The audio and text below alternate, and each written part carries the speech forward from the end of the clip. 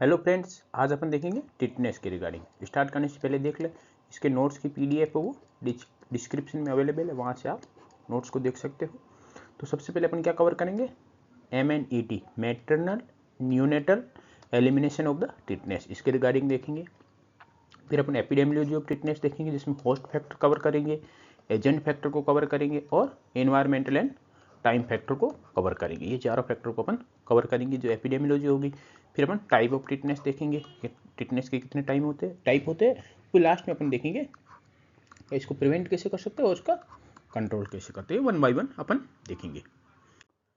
फिर अपन देखेंगे टिटनेस है वो एक कंप्लीटली प्रिवेंटेबल डिजीज है। इसको अपन कैसे प्रिवेंट कर सकते हैं, इसके दो तरीके हैं। या तो अपन टिटनेस के अगेंस्ट प्रॉपर इम्यूनाइजेशन ले तो टिटनेस होने का चांसेस है बिल्कुल जीरो हो जाएगा, इसको प्रिवेंट कर सकते हैं। सेकंड क्या है, क्लीन डिलीवरी प्रैक्टिस। जो मैटरनल न्यूनेटल टिटनेस होता है उसको हम कैसे प्रिवेंट कर सकते हैं, क्लीन डिलीवरी प्रैक्टिस से। तो इस बेसिस पे अपन ये दोनों मेथड को प्रॉपर फॉलो करें तो अपन टिटनेस को बिल्कुल प्रिवेंट कर सकते हैं।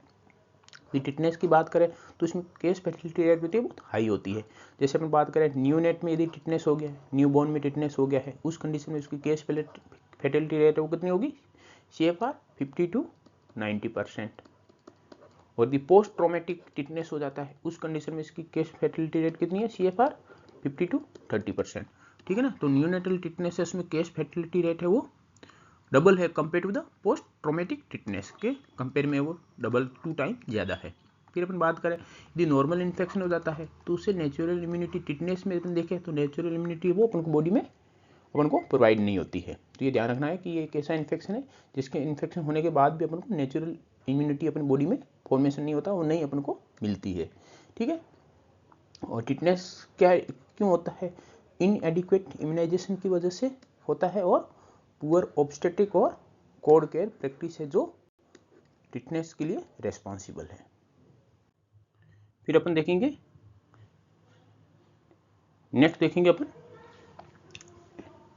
MNT के maternal and neonatal tetanus elimination के इंडिया में एलिमिनेशन कब हुआ था और क्या स्ट्रेटेजी के थ्रू एलिमिनेशन हुआ था, और एलिमिनेशन होने के बाद उसको अपन प्रॉपर मेंटेन कैसे कर रहे हैं एलिमिनेशन को। तो सबसे पहले बात देखेंगे अपन होता कैसे है कि कोई भी वुंड हुई, ठीक है ना, वुंड के थ्रू जो भी क्लोस्ट्रीडियम टिटेनी होते हैं उसके स्पोर होते हैं वो वुंड में एंट्री करते हैं। एंट्री करने के बाद वो क्या रिलीज करते हैं, टॉक्सिन रिलीज करते हैं। ठीक है ना। टॉक्सिन क्या करवाते हैं, अपने अंदर डिजीज करवाते हैं। कौन सा डिजीज, टिटनेस। ठीक है। तो एक तरह से अपन बोल सकते हैं कि टिटनेस है वो टॉक्सिन मीडिएटेड डिजीज है। फिर अपन देखें न्यूनेटल टिटनेस के रिगार्डिंग देखें अपन, ठीक है ना, कि डिलीवरी हुई ड्यूरिंग डिलीवरी, ठीक है ना, अपन ने अनहाइजीनिक कंडीशन वहाँ पे डिलीवरी टाइम कंडीशन है वो अनहाइजीनिक है। तो जो भी बच्चे का अम्बिलिकल स्टफ होता है वो इन्फेक्शन हो जाता है। ठीक है ना। इन्फेक्शन होने का अनहाइजीनिक कंडीशन है तो अम्बिलिकल स्टम्प के इन्फेक्शन होने के चांसेस है इंक्रीज हो जाएंगे और इस बेसिस पे बच्चे में न्यूनेटल टिटनेस होने का चांसेस अब इंक्रीज हो जाएंगे। जब भी बच्चे की डिलीवरी होती है तो जैसे अपन बात करें टिटनेस का इंक्यूबेशन पीरियड कितना होता है, 6 to 10 days। ठीक है। तो मोस्ट कॉमन मतलब एवरेज ड्यूरेशन अपन माने तो कितना हो गया, 8 days। ठीक है ना। इसका इंक्यूबेशन पीरियड 8 days। तो इन्फेक्शन जैसे अम्बिलिकल स्टम्प का इन्फेक्शन हुआ तो 7 से 8 दिन के बाद में टिटनेस के सिम्टम है वो आने स्टार्ट हो जाते हैं, इसलिए अपन इसको क्या बोलते हैं, 8 day डिजीज बोलते हैं। ठीक है। फिर अपन बात करें मैटरनल टिटनेस, उसके लिए कौन कौन से फैक्टर रिस्पॉन्सिबल होते हैं, तो अनसेफ डिलीवरी या अनसेफ एबॉर्शन प्रैक्टिसेस, ये मोस्ट कॉमनली फैक्टर रेस्पॉन्सिबल होते हैं किसके लिए, मैटरनल टिटनेस के लिए। अब टिटनेस की बात करें इसके कम्युनिकेबिलिटी की, तो not transmitted from the person to person, कि किसी एक इंसान को टिटनेस हो रखा तो उसको वो किसी दूसरे इंसान को नहीं फैला सकता, क्योंकि इसका सोर्स और रिजर्वियर दोनों होते हैं वो टिटनेस के बैक्टीरिया के, वो दोनों सोइल होता है, कॉन्टामिनेटेड सोइल। ठीक है ना। तो जो भी क्लोस्ट्रीडियम टिटेनी के स्पोर होते हैं वो किसमें प्रेजेंट होते हैं, कॉन्टामिनेटेड सोइल में होते हैं। तो मैन टू मैन ट्रांसमिशन इसका पॉसिबल नहीं है। ठीक है। तो इसको अपन टोटल कंप्लीटली प्रिवेंट कर सकते हैं किसके थ्रू, इम्यूनाइजेशन के थ्रू और क्लीन डिलीवरी। ठीक है ना। क्या डिलीवरी के टाइम अपन को हाइजेनिक कंडीशन प्रॉपर रखनी है, सेफ डिलीवरी करनी है। और इसके रिगार्डिंग देखेंगे डिलीवरी के टाइम अपन को 7C का फॉलो करना है। 7C क्या होता है ये भी अपन देखेंगे। तो ये अपन प्रॉपर फॉलो करते हैं तो अपन टिटनेस को प्रॉपरली कंप्लीटली प्रिवेंट कर सकते हैं। फिर अपन देखेंगे स्ट्रेटेजी के MNT हुआ है मैटरनल न्यूनेटल टिटनेस एलिमिनेशन, उसके लिए इंडिया में कौन कौन सी स्ट्रेटेजी है उसको अडोप्टेड किया गया था, उसके रिगार्डिंग अपन देखेंगे। तो उसमें सबसे पहले देखेंगे अपन immunization of the women of reproductive age group का, जो भी रिप्रोडक्टिव एज ग्रुप में वुमेन है प्रेग्नेंट होती है उसमें इम्यूनाइजेशन होना चाहिए टिटनेस का, ठीक है ना। तो कैसे करते हैं उसके लिए 2 dose of the tetanus toxoid की 2 डोज देते हैं, इसमें डी भी साथ में होता है, जिसको अपन डिप्थीरिया की डोज बोलते हैं, टीडी हो गया, ठीक है ना। ड्यूरिंग द प्रेगनेंसी उसकी डोज कितनी होती है 0.5 ml, और रूट कौन सा होता है इंट्रामस्कुलर, और कौन सी साइट देते हैं डेल्टोइड में, और 2 डोज के बीच में गैप कितना होता है 4 वीक का, ठीक है। और 1 बूस्टर कौन सी कंडीशन में देंगे, ठीक है ना, ठीक है, कि लास्ट प्रेगनेंसी उसको टाइम है वो लेस देन 3 ईयर का टाइम हुआ है, और लास्ट प्रेगनेंसी में भी उसने टिटनेस का कंप्लीट कोर्स लिया था कि दोनों डोज ली थी, और अभी नेक्स्ट प्रेगनेंसी और जो लास्ट प्रेगनेंसी है, अभी करंट प्रेगनेंसी और लास्ट प्रेगनेंसी उसके बीच में भी गैप है वो लेस देन 3 ईयर का, तो उस कंडीशन में अपन क्या करेंगे 1 बूस्टर डोज का यूज करेंगे, ठीक है। फिर अपन देखें क्लीन डिलीवरी प्रैक्टिसेस, ठीक है, प्रमोशन ऑफ द, इसके लिए क्या गया इंस्टीट्यूशनल डिलीवरी का प्रमोशन किया गया है, जिसके लिए कौन कौन से प्रोग्राम थे कि जनानी सुरक्षा योजना, जिसमें फ्री ट्रांसपोर्ट प्रोवाइड किया गया और free stay in the hospital, ठीक है ना, फ्री फूड डिलीवरी प्रोवाइड किया गया, और एक था जनानी शिशु सुरक्षा कार्यक्रम, इसमें क्या इंसेंटिव प्रोवाइड किया गया, ठीक है ना, आशा को प्लस जो प्रेग्नेंट लेडी उन दोनों को मदर को इंसेंटिव प्रोवाइड किया गया। और use of the disposable delivery kit, के डिलीवरी के टाइम पे जो भी डिलीवरी किट यूज करे वो एक वन टाइम यूज करके उसको डिस्पोज कर देना है, नेक्स्ट वुमेन में या नेक्स्ट प्रेगनेंसी में जब डिलीवरी करेंगे तो दूसरी किट का अपन यूज करेंगे। तो ये एक स्ट्रेटेजी अपनाई गई। नेक्स्ट स्ट्रेटेजी क्या है कि training of the birth attendant के, जो भी बर्थ अटेंडेंट है उनको ट्रेनिंग दी गई प्रॉपर, जैसे डाइज हो गई या आशा हो गई, कौन सी उनको प्रॉपर टेक्निक एसेप्टिक टेक्निक के रिगार्डिंग उनको ट्रेनिंग दी गई, और कोड केयर कैसे करते हैं ताकि जो भी अम्बिलिकल स्टम्प है वो इन्फेक्टेड ना हो, तो इसके रिगार्डिंग उनको प्रॉपर ट्रेनिंग दी गई। फिर अपन देखें सर्विलेंस एंड रिपोर्टिंग के रिगार्डिंग कि केस बेस्ड न्यूनेटल टिटनेस उसको सर्विलेंस करना है, उसको इंटीग्रेट किसके साथ करना है with the UIP universal immunization program या एनआईएस के साथ उसको इंटीग्रेट करना है फॉर द मॉनिटरिंग सिस्टम के लिए। फिर अपन हेल्थ एजुकेशन का भी इसमें बड़ा रोल था कि कम्युनिटी को अवेयर करना है ऑन द एंटीनेटल केयर कैसे करनी है, एंटीनेटल केयर में टिटनेस टीडी का पूरा इम्यूनाइजेशन कवर करना है, आपको प्रॉपर इम्यूनाइजेशन लेना है, ठीक है। और क्लीन कोड केयर कोड होती है उसको केयर कैसे करता होता है अनहाइजीनिक तरीके से। तो इस रिगार्डिंग ये पूरा ये स्ट्रेटेजी थी जिसको अडॉप्ट की गई, तो ये हेल्पफुल रही किसमें अपन को maternal and neonatal tetanus elimination में ये बहुत हेल्पफुल थी। फिर अपन बात करें कि क्लीन डिलीवरी और क्लीन और सेफ डिलीवरी में 7C का अपन को ध्यान रखना होता है। 7C का मतलब क्या, जैसे अपन सबसे पहले बात करें कोई भी अपने प्रेगनेंसी के लिए, सबसे पहले प्रेग्नेंट लेडी है तो सबसे पहले अपन उसको किस चीज़ की जरूरत पड़ेगी, अपन को सरफेस की पड़ेगी। तो अपन ऐसे याद सकते हैं कि 7C क्या हो सकते हैं, ठीक है ना।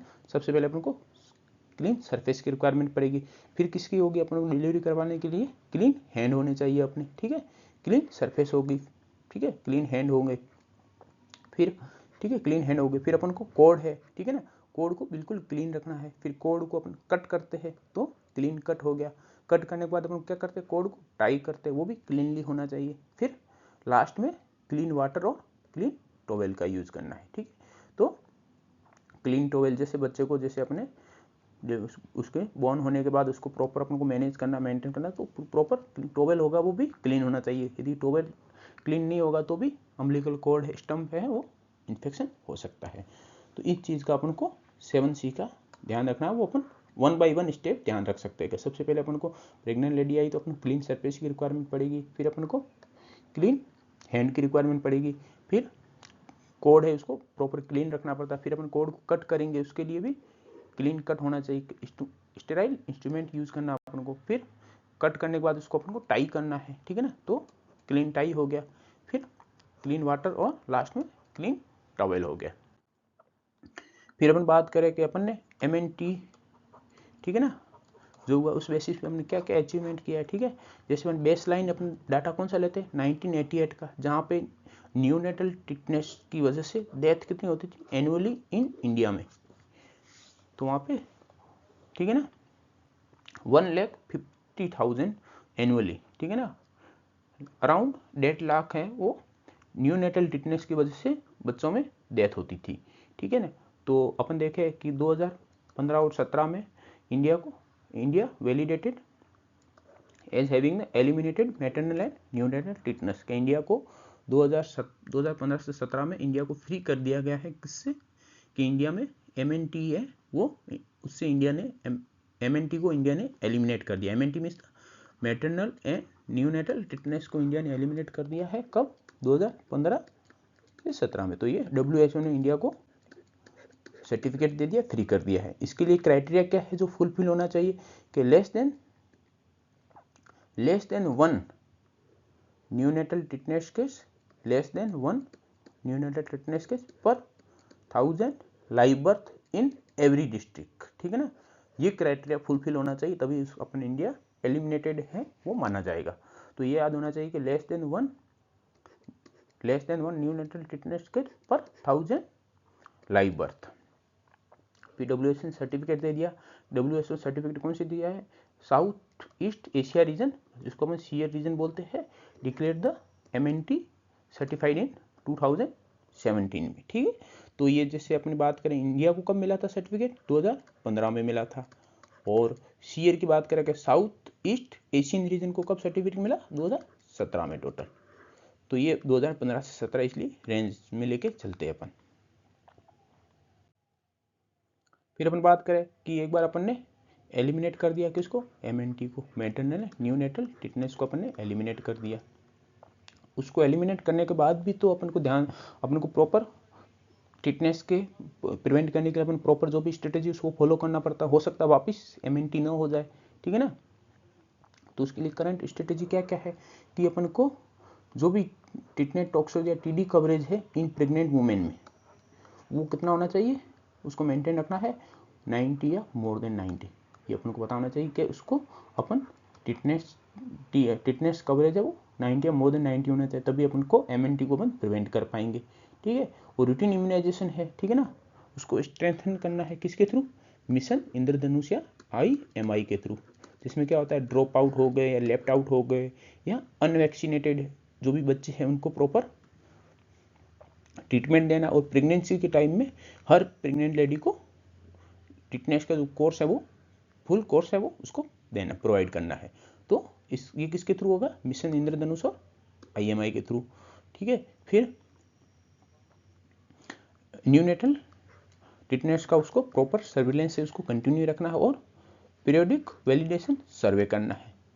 फिर अपन देखें इंटीग्रेट करना है MNT को किसके साथ इंटीग्रेट करना है? मैटरनल न्यूनेटल टिटनेस को RMN CS plus N strategy. ये कब किया गया था? 2018 से ऑनवर्ड है, जिसमें अपन को पहले तो MNT को पहले नेशनल इम्यूनाइजेशन प्रोग्राम में इंटीग्रेट किया ही गया था। अब किसके अंदर किया गया? 2018 से RMN CS plus N strategy में भी इसको इंटीग्रेट किया गया है। फिर अपन नेक्स्ट कवर करेंगे एपिडेमियोलॉजिकल डिटरमिनेंट। उसमें सबसे पहले किसको कवर करेंगे? एजेंट फैक्टर को कवर करेंगे। तो एजेंट फैक्टर में सबसे पहले देखेंगे अपन पॉजिटिव एजेंट कौन है? पॉजिटिव एजेंट है क्लोस्ट्रिडियम टिटेनी, जो क्या है एक बेसिलाई है, ग्राम पॉजिटिव बेसिलाई है, ग्राम पॉजिटिव बेसिलाई है, ठीक है ना। तो इसके अंदर ये एनारोबिक बैक्टीरिया होता है, इसका स्पोर होते हैं वो, उनका शेप क्या होता है? ड्रम स्टिक शेप्ड के स्पोर होते हैं। फिर अपन बात करें स्पोर के रिगार्डिंग, जिनका शेप कैसा होता है? ड्रम स्टिक शेप होता है। तो extremely resistant to the heat, drying condition, disinfectant जो भी अपन यूज करते हैं उसके हर किसी के अगेंस्ट ये बहुत रेजिस्टेंट होता है, इसलिए इसको अपन किल नहीं कर सकते, मार नहीं सकते। ये इसलिए ये सोइल में या इन्वायरमेंट में परसिस्ट रहता है। कितने समय तक? बहुत सालों तक परसिस्ट रहता है। इसलिए अपन जो भी पॉजिटिव एजेंट है टिटनेस का उसको अपन एलिमिनेट नहीं कर पाए, इसलिए अपन इसको कभी टिटनेस को कभी रोक नहीं सकते, पर इसको अपन डिजीज होने से प्रिवेंट कर सकते। कैसे? कि अपन इम्यूनाइजेशन के थ्रू और हाइजीनिक प्रैक्टिसेस के थ्रू अपन इसको प्रिवेंट कर सकते हैं इस टिटनेस डिजीज को, पर इसके एजेंट को अपन कभी भी खत्म नहीं कर सकते।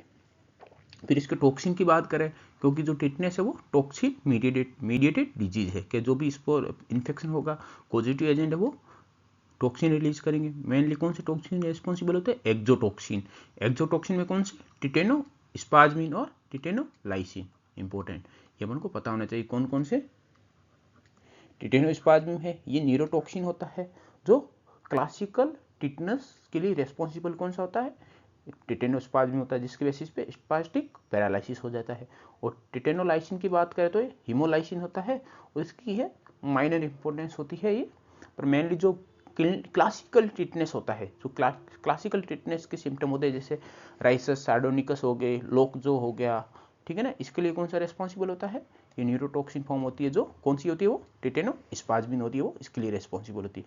फिर अपन इसकी इन्फेक्टिविटी की बात करें तो डिजीज है ये नॉट कम्युनिकेबल, ठीक है ना, पर्सन टू पर्सन इसका ट्रांसमिशन नहीं होता है क्योंकि इसका जो भी सोर्स ऑफ इन्फेक्शन या रिजर्वेयर होते हैं वो कहाँ प्रेजेंट होते हैं, कॉन्टामिनेटेड सोइल में प्रेजेंट होते हैं, तो ये पर्सन टू पर्सन ट्रांसमिशन होने का इसका बिल्कुल ही लेस चांसेस है। तो infection occur through the inoculation of the spore into the wound, कि वो कोई भी अपने को वुंड हो रखा है या अपनी, ठीक है ना, एब्रेशन हो रखा है या अपनी स्किन है वो डैमेज हो रखी है, वो कॉन्टामिनेटेड सोइल से एक्सपोज हो गई, तो वहाँ से वो स्पोर है वो अपनी बॉडी में इनोकुलेट कर जाएंगे और फिर डिजीज करवाएंगे। फिर अपन थोड़ा देखें कि टिटेनोस्पाज्मिन के बारे में देखे हैं, ठीक है ना, कि यही एक्सोटॉक्सिन है जो रेस्पॉन्सिबल है किसके लिए, टिटनेस के लिए। तो इसके रिगार्डिंग हम थोड़ा देखेंगे, ये मोस्ट डेंजरस है, मोस्ट पोटेंट टॉक्सिन है। तो ये किसको ब्लॉक करता है, इसका मैकेनिज्म एक्शन क्या है, ब्लॉक किसको करता है, block the release of the pre synaptic inhibitory neurotransmitter होते हैं उसको ब्लॉक कर देता है, ठीक है। इस वजह से क्या है, अपने इनहिबिटरी न्यूरोट्रांसमीटर वो ब्लॉक हो गए तो, ठीक है ना, तो स्पास्टिक पैरालिसिस हो जाएगा, अपने स्पास्टिक पैरालिसिस हो जाएगा इसमें, ठीक है ना, इस कंडीशन में पैरालिसिस हो जाएगा क्योंकि अपने इनहिबिटरी न्यूरोट्रांसमीटर है वो ब्लॉक हो गए है, तो मसल स्पाज्म हो जाएगा क्योंकि इनहिबिशन बिल्कुल ही लॉस हो गया है, इनहिबिशन हो ही नहीं पा रहा है, ठीक है ना। उस कंडीशन में क्या होगा कि इनहिबिटरी न्यूरोट्रांसमीटर है वो ब्लॉक हो गए है, तो कंटिन्यूस स्पाज्म होगा मसल का, वो कैसा होगा, पेनफुल होगा, ठीक है ना, painful paroxysmal spasm of the voluntary muscle, के जो भी बॉडी में जितने भी वॉल्यूंटरी मसल है उनमें सब में पेनफुल स्पाज्म हो जाएगा। जैसे अपन देखे, स्पेशली देखे मेसेटर मसल है जो फेस की मसल है उसमें स्पाज्म हो गया तो ट्रिस्मस या उसको अपन क्या बोलते हैं, लॉक जो है अपना वो पूरा लॉक हो जाएगा, माउथ को अपन ओपन करने में बहुत दिक्कत होगी। फिर अपन बात करें फेशियल मसल है उसमें स्पाज्म हो गया, उसको अपन कंडीशन क्या बोलते हैं, राइसस सार्डोनिकस। इसमें क्या होगा, फेशियल के जो भी टोटल मसल है उसमें सब की सब मसल है वो स्पाज्म हो जाएगा और बिल्कुल ही अपने मसल की फेस की मसल बिल्कुल अपन कोई भी एक्टिविटी वो नहीं कर पाएंगे। फिर अपन बात खाना वाना खाने में पानी पीने में से बहुत दिक्कत आती है। फिर अपन बात करें तो muscle of the back and neck muscle में स्पाज्म हो जाएगा तो उसको अपन क्या बोलते हैं, ओपिस्थोटोनस। जैसे अपन यहाँ देख सकते हैं कि बैक और नेक की मसल स्पाज्म होगी तो कंडीशन कैसी होगी, बिल्कुल ओपिस्थोटोनस, ठीक है ना, ये कर्व हो जाता है बैक अपना अपवर्ड डायरेक्शन में, ठीक है ना, तो कॉनकेविटी बन जाती है अपनी ऐसे ये, और ये कंडीशन इस स्पाज्म के साथ में पेनफुल और होती है, ठीक है ना, तो ये चीज़ का अपन को ध्यान रखना। इसलिए टिटनेस एक वैक्सीन प्रिवेंटेबल डिजीज है, तो अपन को बहुत ध्यान रखना होता है कब अपन इम्यूनाइजेशन लेना है, कब इसकी जरूरत है तो अपन टिटनेस को प्रिवेंट कर सकते हैं। फिर अपन बात करें नेक्स्ट है इसके होस्ट फैक्टर की, तो ससेप्टिबिलिटी की बात करें तो यूनिवर्सल है, ठीक है ना, no natural immunity after infection, का कोई इन्फेक्शन होता है उसके बाद नेचुरल इम्यूनिटी किसी को भी प्रोवाइड नहीं हो सकती है, हर कोई ससेप्टिबल है, किसी को वुंड हो गया वो उसका यदि कॉन्टामिनेटेड सोइल से एक्सपोजर हो गया तो उसको टिटनेस होने के चांसेस इंक्रीज हो जाएंगे। फिर अपन एज की बात करें तो कोई भी एज ग्रुप है वो टिटनेस, किसी भी एज ग्रुप में टिटनेस हो सकता है, पर उसमें से भी अपन देखें कि टू हाई रिस्क ग्रुप कौन से हो सकते हैं, तो एक न्यूनेटल है क्योंकि इसमें न्यूनेटल टिटनेस होने का चांसेस है, एक पोस्टपार्टम वुमेन है जिसमें मैटरनल टिटनेस होने का चांसेस ज़्यादा है, तो ये अपना एज फैक्टर हो गया। फिर अपन जेंडर की बात करें, सेक्स की, तो मेल है वो more affected due to the outdoor या एग्रीकल्चर इंजरी, जो मेल में वो ज़्यादा होती है क्योंकि आउटडोर एक्टिविटी ज़्यादा करते तो एक्सपोज होने का ज़्यादा उनमें चांसेस है, ठीक है ना। और फीमेल की बात करें, female at the risk during the delivery और एबॉर्शन के टाइम में वो फीमेल में रिस्क है वो ज़्यादा होती है। फिर अपन इसकी इम्यूनिटी की बात करें, इसके टिटनेस की, ठीक है ना, induce only the by immunization, के इन्फेक्शन के थ्रू इसमें अपन इम्यूनिटी नहीं मिलती है, अपन को किसके थ्रू मिलती है इम्यूनिटी, सिर्फ और सिर्फ इम्यूनाइजेशन के थ्रू मिलती है। वेरी अपन को ध्यान रखना होना चाहिए कि सिर्फ और सिर्फ टिटनेस के अगेंस्ट इम्यूनिटी है वो सिर्फ इम्यूनाइजेशन के थ्रू मिल सकती है, इसलिए इम्यूनाइजेशन बहुत इंपॉर्टेंट है। इम्यूनाइजेशन में कौन टिटनेट टॉक्साइड यूज कर सकते हैं, जिसमें टीटी हो गया, टीडी हो गया, डीपीटी हो गया या पेंटावेलेंट हो गया, सब अलग अलग टाइम पे यूज करते, कब करते, वैक्सीन में अपन देखेंगे। तो इसके अपन जब भी इम्यूनाइजेशन किया तो प्रोटेक्टेड अपने बॉडी में एंटीबॉडी बनेगी। तो प्रोटेक्टिव लेवल कितना होना चाहिए, कितना लेवल होना चाहिए, तब इसको अपन प्रोटेक्टिव लेवल बोलेंगे। तो उसका लेवल होता है मोर या इक्वल देन 0.01 इंटरनेशनल यूनिट पर ml, ठीक है ना, ये अपन को पता होना चाहिए, मोर या इक्वल टू 0.01 इंटरनेशनल यूनिट पर ml। ये यदि इतना अपने के अंदर एंटीबॉडी टाइटर प्रेजेंट है तो इसको अपन क्या बोलेंगे, प्रोटेक्टिव, ठीक है ना। जैसे अपन एक लास्ट लेक्चर में हेपेटाइटिस बी पढ़ा था, हेपेटाइटिस बी में प्रोटेक्टिव लेवल कितना होना चाहिए, मोर देन या equal to 10 milli international unit पर ml, किसका, यदि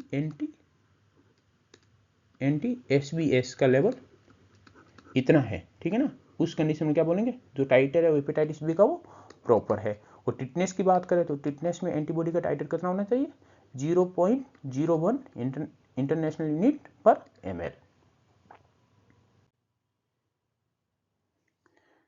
फिर अपन देखेंगे next host factor, high risk occupation कौन सा होता है, फार्मर हो गए जिसमें इंजरी ज़्यादा होने का चांसेस है, वो कंटामिनेटेड सोइल से एक्सपोजर होने का ज़्यादा चांसेस है। फिर गार्डनर हो गए, कंस्ट्रक्शन वर्कर हो गए या मिलिट्री पर्सनल हो गए, इनमें ज़्यादा चांसेस है frequent exposure to the soil and injury, case में इंजरी होने का ज़्यादा चांसेस है और इंजरी होने के बाद सोइल से एक्सपोजर होने का ज़्यादा चांसेस, इसलिए हाई रिस्क ऑक्यूपेशन हो गए। फिर अपन बात करें स्पेशल होस्ट सिचुएशन की, जिसमें न्यूबॉर्न है, इसमें इन्फेक्शन होता है, किसके थ्रू होता है, कॉन्टामिनेटेड अम्लिकल स्टम्प के थ्रू, अपने देखा था पहले भी, ठीक है ना, इंपॉर्टेंट के ये एक बार अम्लिकल स्टम्प में इन्फेक्शन हो गया तो इसके 7 से 8 दिन के बाद में अपन को टिटनेस के जो क्लासिकल सिम्टम आने स्टार्ट हो जाएंगे, इसलिए अपन टिटनेस को क्या बोलते हैं, एट डे डिजीज बोलते हैं। फिर अपन बात करें पोस्ट पार्टम मूवमेंट में अनहाइजीनिक डिलीवरी प्रैक्टिसेस होगी, तो उसमें पोस्टमार्टम वुमेन में भी टिटनेस होने का, मैटरनल टिटनेस होने का चांसेस है वो इंक्रीज हो जाएगा। फिर अपन नेक्स्ट बात करें एपिडेमियोलॉजिकल डिटर्मिनेंट में इन्वायरमेंटल फैक्टर की बात करें अपन, तो रिजर्वेयर और सोर्स ऑफ द इन्फेक्शन कौन है, इसमें दोनों कॉमन है, कौन, कॉन्टामिनेटेड सोइल।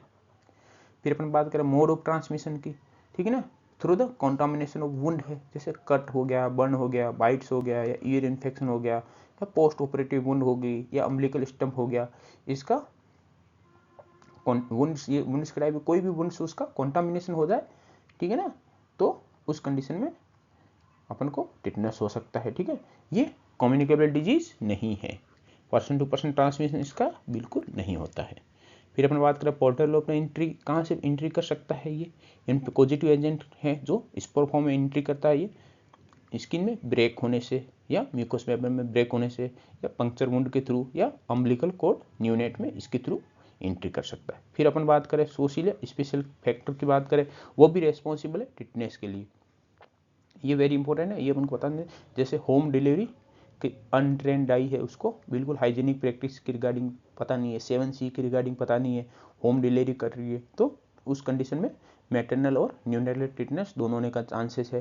जो इंस्ट्रूमेंट यूज कर रहे हो आप वो अनस्टेराइल है उस कंडीशन में, या application of the cow dung या एस जो राख होती है उसका अम्बिलिकल स्टम्प, कहीं भी किसी भी कल्चर में ऐसी प्रैक्टिस की जाती है कि काउ डंग या उसका एस है उसका अम्बिलिकल स्टम्प पे वो अप्लाई करता है तो उससे टिटनेस एक्सपोज हो सकता है, वो टिटनेस के पॉजिटिव एजेंट है वो अम्बिलिकल स्टम्प के थ्रू एंट्री कर सकते हैं बॉडी में। या इम्यूनाइजेशन कवरेज है वो बहुत पुअर है, ठीक है ना, कि जो कोई कहीं ऐसे एरिया होते हैं जो इम्यूनाइजेशन पे वैक्सीनेशन में विश्वास नहीं करते, तो ठीक है ना, जो इम्यूनाइजेशन प्रॉपर है वो शेड्यूल कंप्लीट नहीं रखा, उसमें टिटनेस होने का चांसेस है वो ज़्यादा बढ़ जाएगा। फिर अपन देखेंगे टाइम फैक्टर, ठीक है ना, एपिडेमियोलॉजी का टेट्राड होता है, उसमें 4 होते हैं ना, agent factor, host factor, environment factor और होता था टाइम फैक्टर। अपन लास्ट में देखेंगे टाइम फैक्टर। टाइम फैक्टर में अपन सबसे पहले क्या देखेंगे, इंक्यूबेशन पीरियड, इसका कितना इंक्यूबेशन पीरियड होता है, 6 to 10 डेज होता है नॉर्मली, पर इसकी रेंज है वो 1 to 60 डेज तक इसकी रेंज है वो चेंज हो सकती है, पर मोस्ट कॉमनली होता है 6 to 10 डेज में हो जाता है। पर यदि अपन को पूछे कि इसकी रेंज आप मतलब मिनिमम टू मैक्सिमम रेंज बताओ तो 1 to 60 डेज तक भी इसका इंक्यूबेशन पीरियड हो सकता है। और जितना इंक्यूबेशन पीरियड शॉर्टर होगा और डिजीज़ की सीवियरिटी उतनी भी ज़्यादा होगी, ठीक है ना। यदि टिटनेस एक दिन में जाता है, एक दिन में एक्सपोज होने के बाद विथ इन 1 डे या विथ इन 2 डेज के अंदर टिटनेस हो जाता है, उस कंडीशन में टिटनेस के सिम्टम है वो बहुत सीवियर होगा, वो डिजीज है वो बहुत सीवियर फॉर्म में होगा। फिर अपन नेक्स्ट बात करें, ठीक है ना, पीरियड ऑफ कम्युनिकेबिलिटी तो नील है, क्योंकि ये पर्सन टू पर्सन ट्रांसमिशन, इसका पर्सन टू पर्सन ट्रांसमिशन उसका पॉसिबल नहीं है, इसलिए इसका नॉट कम्युनिकेबल है। पीरियड ऑफ कम्युनिकेबिलिटी वो बिल्कुल 0 है। फिर नेक्स्ट अपन देखेंगे टाइप ऑफ द टिटनेस, ठीक है ना। अपना नेक्स्ट था कि टिटनेस के कितने टाइप होते हैं। तो सबसे पहले ट्रॉमेटिक टिटनेस के बारे में बात करें तो ट्रॉमा है वो मेजर और most important cause of the tetanus है। फिर अपन बात करें पर्पुरियल टिटनेस की, तो टिटनेस फॉलो द एबॉर्शन, ठीक है ना, एबॉर्शन को more frequently than the normal labour को। कैसे कि अपन ने एबॉर्शन किया, एबॉर्शन का प्रोसेस था एक नॉर्मल लेबर का प्रोसेस था, दोनों अनहाइजीनिक कंडीशन में हुआ, तो दोनों में से किसमें चांसेस ज़्यादा है टिटनेस होने के? एबॉर्शन में। क्यों? क्योंकि पोस्ट एबॉर्टेड यूट्रस होता है वो favourable side for the germination of the tetanus spore, के टिटनेस के स्पोर है उसके लिए ज़्यादा फेवरेबल कंडीशन कौन सा है? पोस्ट एबॉर्टेड यूट्रस है वो ज़्यादा फेवरेबल कंडीशन, इसलिए एबॉर्शन की कंडीशन में टिटनेस होने का ज़्यादा चांसेस है compare to the normal labour. फिर अपन बात करें ऑटोजेनिक की, ठीक है ना, तो ये एक तरह से rare portal of the entry है, पर इसके थ्रू भी अपन को टिटनेस हो सकता है। कैसे कि अपने फॉरेन बॉडी है जो अपन को अपने कान को क्लीन करने के लिए अपने फॉरेन बॉडी का यूज़ किया, जैसे इन्फेक्टेड थे वो टिटनेस एजेंट से, पेंसिल हो गया, मैच बॉक्स का हो गया, फिर कोई बीड्स हो गया, ईयर बीड्स हो गया, उसका यूज़ किया अपने, ठीक है ना, कान को साफ करने में फॉरेन बॉडी का, तो उसके थ्रू इन्फेक्शन वो ट्रांसमिट हो गया, ठीक है ना। ऑटोजेनिक टिटनेस है वो किस में कॉमन है? पीडियाट्रिक पॉपुलेशन में ज़्यादा कॉमन है, पर अपन ये नहीं बोल सकते कि एडल्ट में भी इसका ये एक तरह से ऑटोजेनिक टिटनेस हो सकता है, पर पीडियाट्रिक पॉपुलेशन में ज़्यादा कॉमन है। फिर अपन बात करें नेक्स्ट टाइप की, तो अपना इडियोपैथिक टाइप हो गया, जिसमें अपन को in this case there is no definite history of the sustaining injury, के इंजरी की कोई भी हिस्ट्री नहीं है, फिर भी उसको टिटनेस हुआ, कि उसको अपन का कोज नहीं पता है। इसके लिए, ठीक है ना, अपन इसमें कोज को एज्यूम करते हैं। इसके लिए कोज क्या क्या हो सकता है? It may be result of the microscopic trauma, के कोई बहुत छोटा ट्रॉमा हुआ है, ठीक है ना, जिसका अपन को पता नहीं चला, उसके थ्रू पॉजिटिव एजेंट है, स्पोर है, वो एंट्री किया और उसने डिजीज करवा दिया, ठीक है ना। May be due to the absorption of the tetanus toxin from the intestinal tract, के इंटेस्टाइनल ट्रैक्ट में टिटनेस पॉजिटिव एजेंट प्रेजेंट था, वहाँ से उसका टॉक्सिन है वो उसका एब्जॉर्प्शन हो गया, उसकी वजह से डिजीज हो गया, ये भी फैक्टर माना जाता है। फिर टिटनेस स्पोर में भी इनहेलेड और मे स्टार्ट द इन्फेक्शन, के इनहेलेशन किया आपने टिटनेस स्पोर का, उसके थ्रू फिर अपनी बॉडी में इन्फेक्शन हो गया, तो एक तरह से इडियोपैथिक है। इडियोपैथिक में कोई कोज नहीं होता, तो उसमें कोज क्या हो सकता है, क्या मान सकते हो? तो ये फिर ये तीनों कोज है कि इसमें से कोई एक कोज है वो रिस्पॉन्सिबल है टिटनेस के लिए। फिर अपन बात करें टिटनेस न्यूनेटोरम, ठीक है, तो अपन इससे पहले बात की, तो इसकी केस फैटिलिटी रेट होती है बहुत हाई होती है, कितनी?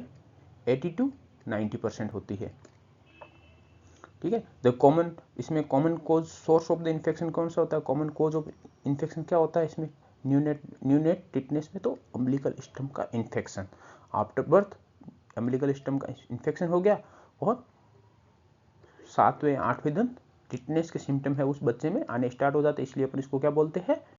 8 डे डिजीज बोलते हैं इसको अपन।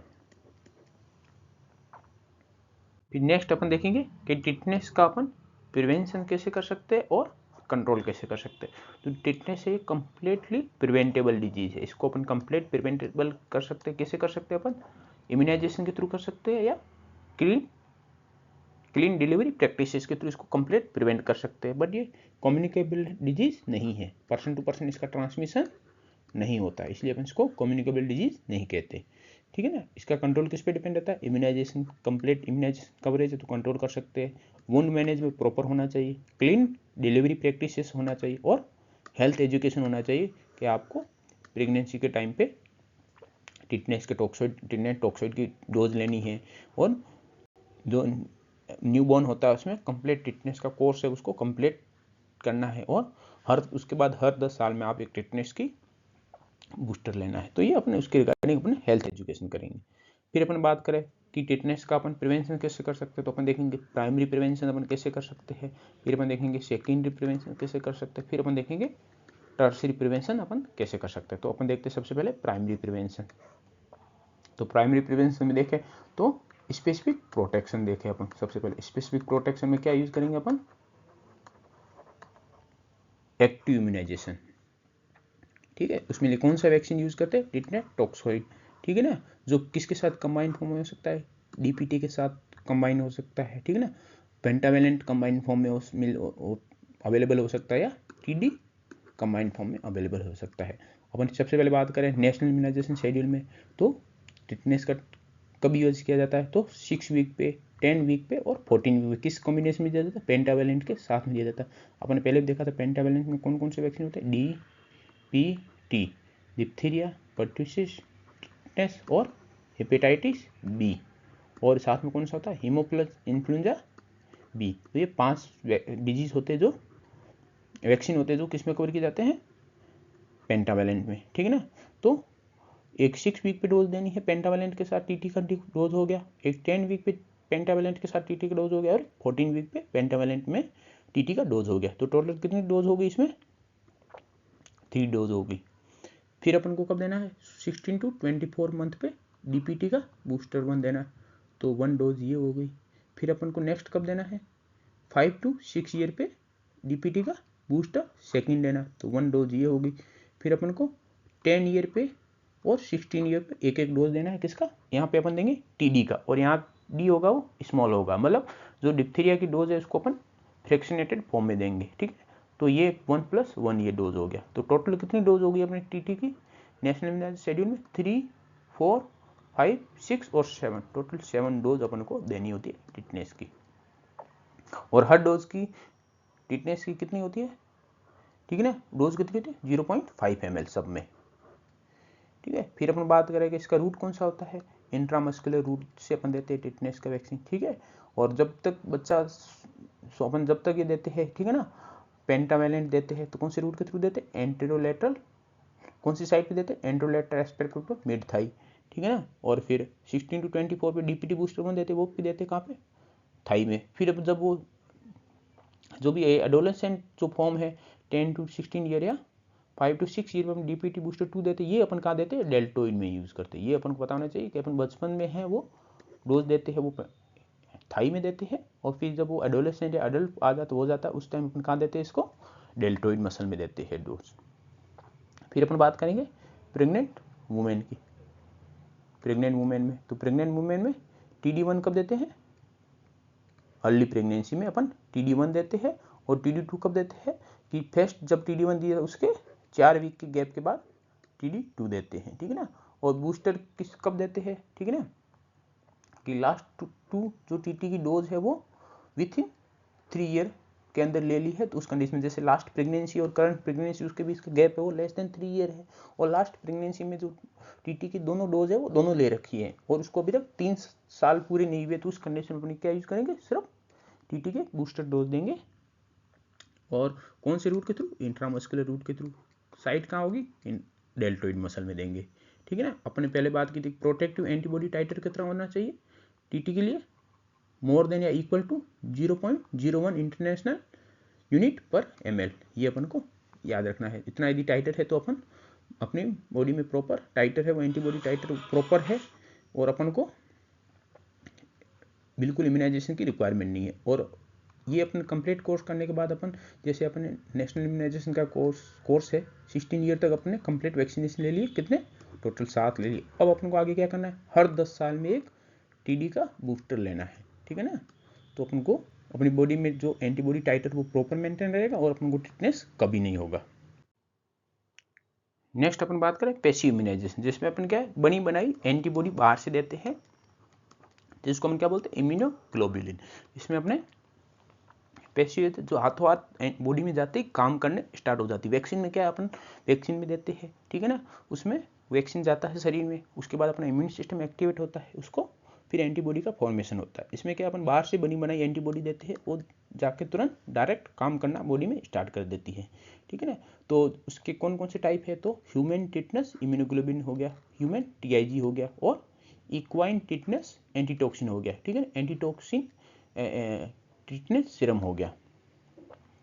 तो अपन को दो फॉर्म अवेलेबल होती है पैसिव इम्यूनाइजेशन के लिए, दो इम्यूनोग्लोबुलिन अवेलेबल है। तो सबसे पहले अपन बात करें टीआईजी की, तो टीआईजी की डोज क्या होती है, 250 इंटरनेशनल यूनिट। ये अपन को याद होनी चाहिए कि 250 इंटरनेशनल यूनिट डोज होती है इसकी। तो कौन से रूट से देते हैं, आईएम रूट से, और सिंगल डोज ही सफिशिएंट होती है। यदि हेवीली कॉन्टामिनेटेड वुंड है, उस कंडीशन में अपन को 500 इंटरनेशनल यूनिट, मतलब अपन को डोज को है वो उसको अपन को डबल करना पड़ेगा, ठीक।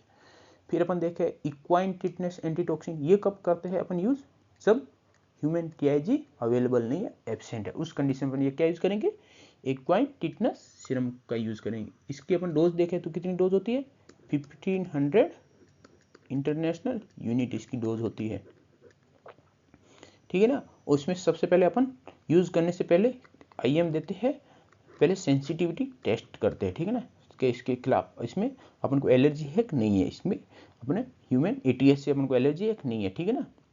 तो उसका सेंसिटिविटी टेस्ट यूज करने के बाद ही अपन एटीएस का यूज करेंगे।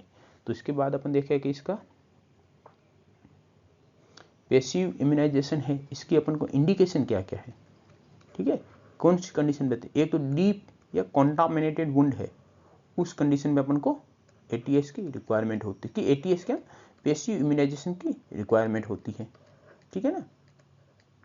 पैसिव इम्यूनाइजेशन के लिए कौन कौन से इंडिकेशन है वो देख रहे हैं अपन, ठीक है। तो डीप या कॉन्टामिनेटेड वुंड है, ठीक है ना, और इंसान है वो नॉट फुली इम्यूनाइज या विथ अननोन स्टेटस, उसको वैक्सीन का स्टेटस है वो पता नहीं है, और नॉट फुली इम्यूनाइज्ड है, और उसको डीप या कॉन्टामिनेटेड वुंड हो गई है, उस कंडीशन में अपन को पैसिव प्लस एक्टिव इम्यूनाइजेशन दोनों की रिक्वायरमेंट होती है।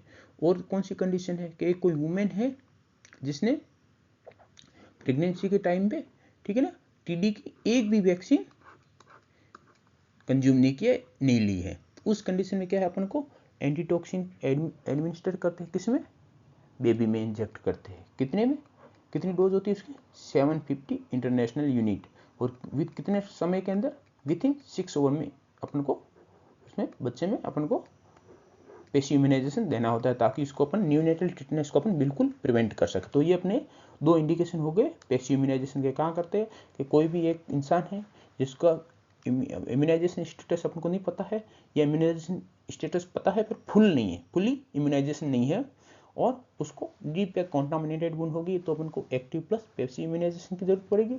या एक मदर है जिसने अपने एएनसी के टाइम पे कोई भी टीटी का है या टीडी का कोई भी डोज नहीं लिया, और उसको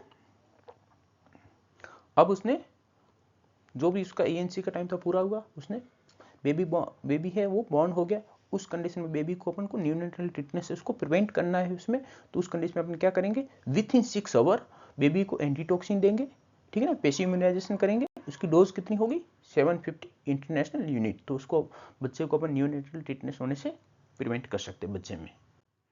फिर अपन नेक्स्ट बात करें ह्यूमन टिटनेस हाइपर इम्यूनोग्लोबुलिन, ठीक है ना, इसके रिगार्डिंग देखें, ठीक है। ह्यूमन टीआईजी की बात करें, ठीक है ना, ह्यूमन टीआईजी की अपन देखें, ठीक है, इसका अपन ने, ठीक है, बेस्ट प्रोफाइलेक्टिक के अपन इसको ज़्यादा प्रेफर करते हैं with compare to the ATS के, ठीक है। एटीएस में क्या है, हाइपर सेंसिटिविटी रिएक्शन होने के बहुत ज़्यादा चांसेस है, और इसमें सीरम रिएक्शन होने के चांसेस बिल्कुल 0% है, इसलिए अपन ह्यूमन टीआईजी को ज़्यादा प्रेफर करते हैं। डोज क्या होती है ऑल एज ग्रुप के लिए, 250 इंटरनेशनल यूनिट अपन देखा था, और एटीएस की कितनी डोज होती है, 1500 इंटरनेशनल यूनिट हो गया अपने, ठीक है। और इसका क्या फायदा है, it give a longer passive protection, ठीक है ना। पैसिव प्रोटेक्शन मीन्स एंटीबॉडी बाहर से बनी बनाई एंटीबॉडी दे रहे, तो कुछ टाइम तक अपनी बॉडी में अपन को बॉडी टिटनेस के अगेंस्ट प्रोटेक्ट करेगी, फिर ये बॉडी से एक्सक्रीटेड हो जाएगी। तो ये कब तक पैसिव प्रोटेक्शन प्रोवाइड करती है, ये अपन को पता होना चाहिए कि ह्यूमन टीआईजी वो 30 डेज तक अपन को प्रोटेक्ट करती है टिटनेस से, ठीक है ना। और अपन एटीएस की बात करें तो एटीएस कितने टाइम के लिए अपन को प्रोटेक्ट करता है, 7 to 10 डेज के लिए, ठीक है ना। तो बहुत कम समय के लिए अपन को प्रिवेंट करता है टिटनेस के अगेंस्ट, ठीक है। अब अपने बात करें ह्यूमन TIG है, वो अभी इंडिया में अवेलेबल हो गई है। यहाँ पे serum institute of the India Pune के अंदर इसका सीरम इंस्टीट्यूट है, वहाँ पे इसका फॉर्मेशन हो रहा है और अवेलेबल है इसका फॉर्मेशन अब इंडिया में। फिर अपन बात करें ATS के रिगार्डिंग बात करें कि ATS के क्या क्या डिसएडवांटेज है या क्या क्या ड्रॉबैक है। ATS की फुल फॉर्म क्या होगी, एंटी टिटेनस सीरम, जो कहाँ किस में फॉर्मेशन किया जाता है, इसका इक्वाइन में फॉर्मेशन किया जाता है, ठीक है। इसकी स्टैंडर्ड डोज कितनी अपन पहले देख चुके, 1500 इंटरनेशनल यूनिट हो गया। कौन से रूट से इंजेक्ट किया जाता है, IM से, और उससे पहले इंजेक्ट करने से पहले अपन क्या करेंगे, इसकी सेंसिटिविटी टेस्टिंग करेंगे। यदि सेंसिटिविटी टेस्टिंग में अपन 1 घंटे तक टेस्ट डोज देने के बाद अपन 1 घंटे तक ऑब्जर्व करेंगे कि उसमें कोई भी रिएक्शन होती है नहीं होती है, उसके बाद अपन इम्यूनोग्लोबुलिन है वो इंजेक्ट करेंगे, ठीक है। और ये पैसिव प्रोटेक्शन कितने समय के लिए प्रोवाइड करता है, 7 to 10 डेज मात्र। उसका सबसे बड़ा ड्रॉबैक है कि जो भी टिटनेस का जो भी अपने देखा इंक्यूबेशन पीरियड कितना है, 6 to 10 डेज, और प्रोटेक्शन टाइम कितना है, 7 to 10 डेज के इंक्यूबेशन पीरियड हो सकता है कि ये 7 डेज पैसिव प्रोटेक्शन है वो खत्म हो गया और इसका 10 दिन तक अपन को टिटनेस हो सकता है। तो ये कंडीशन ऐसा है कि कंप्लीट टिटनेस इंक्यूबेशन पीरियड उसको कंप्लीट कवर नहीं कर रहा है, ठीक है ना, कि पैसिव प्रोटेक्शन वो खत्म हो गया, उसके बाद टिटनेस होने का चांसेस है। इसलिए ATS को अपन बिल्कुल प्रेफर नहीं करते हैं। इसकी बजाय अपन किसको प्रेफर करते हैं, ह्यूमन TIG को प्रेफर करते हैं, क्योंकि इसका जो प्रोटेक्शन पीरियड है वो इंक्यूबेशन पीरियड से भी कम है। और डिसएडवांटेज क्या क्या है इसके, ठीक है ना, इट कोजेज द सेंसिटिविटी या सीरम रिएक्शन होने के ज़्यादा चांसेस है। कितने % है इसका, क्यों, क्योंकि इसमें फॉरेन प्रोटीन प्रेजेंट होता है। जो बॉडी अपनी आइडेंटिफाई करती है फॉरेन प्रोटीन को, तो उसके अगेंस्ट क्या इसको लगता है कि फॉरेन पार्टिकल अपनी बॉडी में कोई आ गया तो सेंसिटिविटी रिएक्शन होती है। कितने % चांसेस इसके, 5 to 10% चांसेस है, ठीक है। प्लस ATS ने एक बार अपन ने बॉडी में, मान लो अपन ने फर्स्ट टाइम ATS लिया, ठीक है, ATS लिया तो फॉरेन बॉडी बाहर से आई तो अपनी बॉडी इम्यून सिस्टम एक्टिवेट हो गया, उसके अगेंस्ट एंटीबॉडी का फॉर्मेशन हो गया। अब जब भी नेक्स्ट टाइम अपन ATS लेंगे, ATS की डोज लेंगे, नेक्स्ट टाइम मान लो रिक्वायरमेंट पड़ा तो अपने ATS की डोज ली, तो ATS की डोज है उसके अगेंस्ट पहले से अपनी बॉडी में एंटीबॉडी फॉर्मेशन हो रखा है। तो जैसे ही अपन ने ATS लिया तो उसको अपनी बॉडी से तुरंत एलिमिनेट हो जाएगा। तो पैसिव प्रोटेक्शन का जो ड्यूरेशन है वो बहुत इस सेकेंड डोज में बहुत लेस होगा। फर्स्ट डोज में तो वैसे ही 7 to 10 डेज था, सेकेंड डोज में और लेस टाइम के लिए होगा, ठीक है ना। तो इंक्यूबेशन पीरियड से हम कंपेयर करेंगे इसको प्रोटेक्शन पीरियड को, तो बहुत लेस हो जाएगा। तो उसमें मतलब पैसिव प्रोटेक्शन पीरियड है वो खत्म हो गया, उसके बाद भी टिटनेस हो सकता है, क्योंकि इंक्यूबेशन पीरियड है वो पैसिव प्रोटेक्शन पीरियड से भी ज़्यादा है, ठीक है। और इसका डिसएडवांटेज है, ठीक है, कि tetanus does not cover the tetanus incubation period in all cases में, सभी केसेस में इंक्यूबेशन पीरियड को भी कवर नहीं करता है। तो इसका जब भी प्रोटेक्शन खत्म हो उसके बाद भी डिजीज होने के चांसेस है वो बन सकते हैं। फिर अपन नेक्स्ट बात करें कि combined active plus passive immunization को कहाँ रिक्वायरमेंट होती है, कोई भी अनइम्यूनाइज या इनएडिक्वेटली इम्यूनाइज पर्सन है जिसमें डर्टी या पंक्चर वुंड हो रखा है, उस कंडीशन में अपन को एक्टिव प्लस पैसिव इम्यूनाइजेशन दोनों की जरूरत पड़ती है। और अपन दोनों है ये दोनों के लिए डिफरेंट साइट पे अपन देते हैं और दोनों के लिए डिफरेंट सिरिंज का यूज करते हैं, ये अपन को पता होना चाहिए। अपन ने हेपेटाइटिस बी भी पढ़ा था, तभी भी अपन देखा था कि इस कंडीशन का अपन को कि जो भी इसमें इम्यूनोग्लोबुलिन और वैक्सीन था, दोनों के लिए साइट अलग अलग होनी चाहिए और सिरिंज है वो भी दोनों के लिए अलग अलग यूज करेंगे। फिर अपन देखते हैं कि ऐसी कौन कौन सी कंडीशन है जहाँ पे एक्टिव प्लस पैसिव इम्यूनाइजेशन दिया जाता है, ये अपन को कंडीशन पता होनी चाहिए। तो उसमें अपने सबसे पहले क्या हो गया, टिटनेस हो गया, ठीक है, एक टिटनेस एग्जाम्पल हो गया इसका, पहला कौन सा हो गया, टिटनेस। सेकंड कौन सा हो गया, हेपेटाइटिस बी। थर्ड कौन सा हो गया, रेबीज, ठीक है। और फोर्थ कौन सा हो गया, डिप्थीरिया, ठीक है। तो अपन को ये 4 बारे में पता होना चाहिए। ये 4 ऐसे हैं जिसमें अपन एक्टिव प्लस पैसिव इम्यूनाइजेशन है वो साथ में कर सकते हैं। फिर अपन बात करें कि टिटनेस में एंटीबायोटिक का क्या रोल है। तो एंटीबायोटिक कौन सी कंडीशन में दे सकते हैं, जब नॉन इम्यून पर्सन है, ठीक है, उसको इंजरी हो गई है, ठीक है, सस्टेन इंजरी हो गई है और उसको इम्यूनाइजेशन जो भी है उसमें हिस्ट्री है वो नॉन इम्यून है उसमें, ठीक है। और जो एंटीबायोटिक अपन यूज कर रही है स्पोर के अगेंस्ट एक्टिव नहीं है, ये स्पोर के खिलाफ काम नहीं करती। तो किसके खिलाफ काम करती है? Only active against the vegetative form of the bacilli. जो टिटनेस क्या है, एक बेसिलाई फॉर्म है, ग्राम पॉजिटिव बेसिलाई है, इसकी वेजिटेटिव फॉर्म होती है, उसके अगेंस्ट ये काम करती है। तो अपन कौन सी यूज कर सकते हैं इस कंडीशन में? तो बेंजाथिन पेनिसिलिन होती है, उस अपन को ये एंटीबायोटिक यूज कर सकते हैं। इसका अपन को नाम पता याद होना चाहिए, और इसकी कितनी डोज होती है? 1.2 मेगा यूनिट। ये अपन को पता होना चाहिए कि 1.2 MU इसकी डोज होती है, और इसको कितने टाइम यूज करना चाहिए? विथ इन 6 आवर्स अपन इसको यूज करना चाहिए। और एक और कंडीशन बनता है कि यदि कोई भी कंडीशन है जो पेनिसिलिन सेंसिटिव है, उस कंडीशन में अपन क्या करेंगे?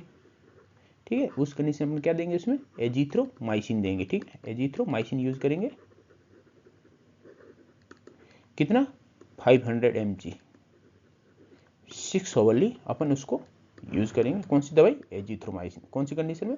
यदि कोई भी पेनिसिलिन सेंसिटिव या पेनिसिलिन से किसी को रिएक्शन है।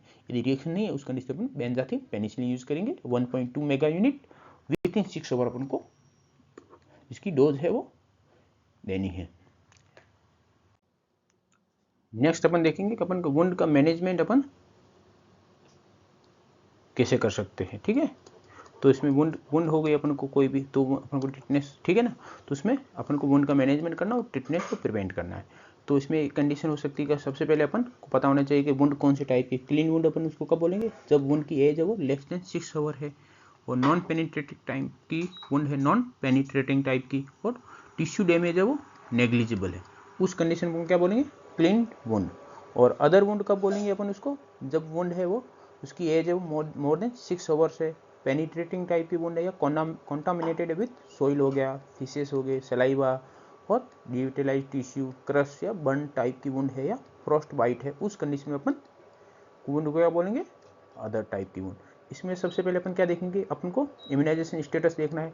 तो अपने पास 4 स्टेटस हो सकता है। ठीक है ना, तो अपन इसमें कैसे याद रखेंगे? या तो के लास्ट बूस्टर डोज या कंप्लीट कोर्स ऑफ टॉक्साइड लिए हुए कितना समय हो गया? लास्ट लेस देन 5 ईयर हुए हैं। या ये कंडीशन होती है कि लास्ट इसको टिटनेस मतलब complete course of the toxoid या बूस्टर डोज लिए हुए कितना समय हो गया? 5 से 10 साल का समय हुआ है। और तीसरी कंडीशन क्या हो सकती है कि इसको लास्ट बूस्टर डोज या complete course of the toxoid लिए हुए कितना समय हो गया? लेस देन 10 ईयर हो गया। या आप कोई भी उसने complete course of the toxoid नहीं लिया है, और या जो भी उसका इम्यूनाइजेशन स्टेटस है वो अननोन है। ठीक है, इसमें कंडीशन को कुछ पता नहीं है। 4 कंडीशन हो गई। ठीक है, और अपने पास 2 टाइप की वुंड है, तो अपन क्या करेंगे? अपन को एक ये पता होना चाहिए कि क्लीन वुंड में कभी भी अपन टीआईजी यूज नहीं करते हैं। क्लीन वुंड में कभी भी टीआईजी यूज नहीं कर सकते हैं। तो टीआईजी किस में करेंगे? अदर वुंड में यूज करेंगे। कहाँ करेंगे ये अपन अभी देखेंगे। तो लेस देन 5 ईयर है, ठीक है ना, और हर वुंड में अपन को वुंड केयर करना है। जैसे वुंड टॉयलेटिंग हो गया, उसमें बिटाडिन ऑइंटमेंट लगाना है, ठीक है ना, स्टिच वगैरह लेना है तो वो लेना है, ठीक है ना, वुंड केयर प्रॉपर होना चाहिए, ठीक है, उसको वॉश करना है, ये सब हो गया, ठीक है। उसके बाद अपन इम्यूनाइजेशन स्टेटस की बात करेंगे। कोई भी वुंड हो, ठीक है, कौन सी भी टाइप की वुंड हो, लेस देन 5 ईयर है, ठीक है ना, का समय हुआ है, लास्ट बूस्टर डोज या कंप्लीट कोर्स ऑफ टॉक्साइड लिए हुए, उस कंडीशन में अपन को सिर्फ वुंड केयर करना है, नो टीटी। कोई भी वैक्सीनेशन या अपन को एक्टिव या पैसिव इम्यूनाइजेशन की जरूरत नहीं है। एक्टिव या पैसिव इम्यूनाइजेशन की जरूरत नहीं है। फिर अपन बात करें कि कौन सी भी टाइप क्लीन या अदर वुंड है, और लास्ट बूस्टर डोज या टिटनेस टॉक्साइड लिए हुए कितना समय हो गया? 5 से 10 साल हुआ है। तो दोनों कंडीशन में क्या करना है? कौन सी टाइप वुंड हो, एक टीटी का एक बूस्टर डोज लेनी है, ठीक है, एक डोज लेनी है टीटी की, सिंगल डोज सफिशिएंट है, ठीक है। ये कंडीशन हो गई अपनी। यदि मान लो कि इसको वैक्सीन लिए हुए कितना समय हो गया? मोर देन 10 ईयर हो गए, कि लास्ट बूस्टर डोज या complete course of the toxoid लिए हुए कितना समय हो गया? मोर देन 10 हो गया। अब दोनों टाइप की वुंड है, उसमें क्या करेंगे अपन, ठीक है, दोनों टाइप की वुंड है उसमें अपन क्या करेंगे? टीटी की सिंगल डोज लेंगे, ठीक है ना। और अपन ने क्या बोला था कि अपन कभी भी क्लीन वुंड में टीआईजी यूज नहीं करेंगे, तो इसमें यहाँ पे कॉन्टामिनेटेड वुंड में क्या अपन साथ में ऐड करेंगे? टीआईजी ऐड करेंगे। फिर अपन नेक्स्ट बात करें, ठीक है, कंप्लीट कोर्स नहीं ले रखा है या इम्यूनाइजेशन स्टेटस है वो अननोन है, ठीक है, ये हो गया अपना कि दोनों टाइप के वुंड में क्या करेंगे? फुल कोर्स ऑफ टीटी देंगे, ठीक है ना। और अपने पहले से ही फिक्स किया था अपन टीआईजी किस में ऐड नहीं करेंगे? क्लीन वुंड में। तो यहाँ पे कंटामिनेटेड वुंड में अपन टीआईजी ऐड करेंगे। तो ऐसे याद कर सकते हो, जैसे अपने 4 क्राइटेरिया हो गए कि लेस देन 5 ईयर का समय हुआ उसको लास्ट वैक्सीन डोज लिए हुए, दोनों वुंड में कुछ नहीं करना है। 5 से 10 साल का समय हो गया है, 5 से 10 के 20 साल का समय हुआ, 5 से 5 to 10 ईयर के बीच का समय हुआ है उसको लास्ट वैक्सीन की डोज लिए हुए, तो उस कंडीशन में दोनों वुंड में अपन को टीटी की सिंगल डोज है वो सफिशियंट है। फिर मान लो लास्ट वैक्सीन की डोज लिए हुए 10 साल से ज़्यादा का समय हुआ है, तो क्लीन वुंड में अपन को टीटी की सिंगल डोज लेनी है, और अदर टाइप वुंड है उसमें भी टीटी की सिंगल डोज लेनी, प्लस उसमें साथ में अदर वुंड में टीआईजी ऐड करना है। फिर अपन इम्यूनाइजेशन स्टेटस अननोन है, उस कंडीशन में क्या है, फुल कोर्स ऑफ टीटी लेना है, कौन से भी टाइप की वुंड हो, ठीक है ना। अपन अननोन है, इनकम्प्लीट वैक्सीनेशन है, तो उसको कंप्लीट वैक्सीनेशन करना है, उसमें टीटी की कंप्लीट कोर्स लेना है, प्लस अपन यहाँ पे कॉन्टामिनेटेड टाइप वुंड है उसमें क्या ऐड करेंगे, अपन यहाँ पे टीआईजी ऐड कर देंगे। तो अपन इसे याद कर सकते हैं इसके वुंड मैनेजमेंट में वैक्सीनेशन शेड्यूल को कंप्लीटली। फिर अपन बात करें कि TT course, complete TT course का क्या मतलब था। इसमें अपन प्राइमरी बात करें तो इसमें टोटल 3 डोज लेनी होती है, ठीक है। उसका भी ड्यूरेशन क्या होता है, एक 0 डेज पे 0 हो गया, ठीक है। फिर 4 to 6 वीक पे मीन्स ना 1 मंथ पे, फिर 6 to 12 मंथ पे, ठीक है, 6 to 12 मंथ पे। तो टोटल 3 डोज लेनी है अपन को। इसको अपन क्या बोलते हैं, बूस्टर डोज बोलते हैं। तीसरी डोज को अपन क्या बोलते हैं, बूस्टर डोज, ठीक है। और फिर अपन को हर 10 साल के बाद ये वैक्सीन अपना जो भी कोर्स है कंप्लीट हो गया, इसके कंप्लीट होने के हर 10 साल में अपन को बूस्टर डोज है वो रिपीट करना है टिटनेस की। फिर अपन नेक्स्ट देखें कि अपन कैसे कंट्रोल कर सकते हैं, हेल्थ एजुकेशन के थ्रू कंट्रोल कर सकते हैं। हेल्थ एजुकेशन में क्या, अपन उनको समझाएंगे importance of the full tetanus immunization का क्या इंपॉर्टेंस होती है। यदि अपन कंप्लीट टीटी के टिटनेस के अगेंस्ट वैक्सीन का जो कोर्स है वो कंप्लीट ले, तो उसका क्या इंपॉर्टेंस हो सकती है, अपन टिटनेस को प्रिवेंट कर सकते हैं, ठीक है। First aid of the wound के, कोई भी वुंड लेके आए उसमें सबसे पहले अपन को फर्स्ट एड ट्रीटमेंट को प्रमोट करना है मेडिकल केयर के में, फिर ठीक है। और clean delivery and clean code care के रिगार्डिंग अपन को एजुकेट करना है कि इसकी क्या इंपॉर्टेंस है, और इससे अपन किसको प्रिवेंट कर सकते हैं, कि मैटरनल टिटनेस को भी प्रिवेंट कर सकते हैं, प्लस न्यूनेटल टिटनेस को भी प्रिवेंट कर सकते हैं।